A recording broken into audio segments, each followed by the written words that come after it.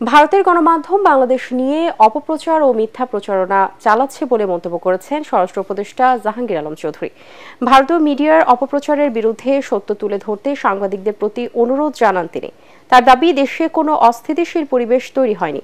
দুপুরে রংপুরের পীরগঞ্জে শহীদ আবু সাইদের কবর জিয়ারত করে সাংবাদিকদের এসব কথা বলেন উপদেষ্টা। এ সময় তিনি হুঁশিয়ার করেন, জুলাই অভ্যুত্থানের শহীদ আবু সাইদের মামলায় কোনোভাবেই কাউকে ছাড় দেওয়া হবে না।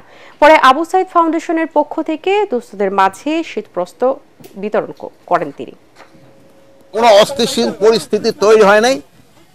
পার্শ্ববর্তী দেশের মিডিয়া আমগো সম্বন্ধে অনেক মিথ্যা প্রচার করে, যেটা একমাত্র আপনারা এটা করতে পারেন, কাউন্টার করতে পারেন, যেহেতু আপনারা সত্যি ঘটনা প্রকাশ করে এদের এই মিথ্যা প্রচারটাকে বন্ধ করে দিতে পারেন।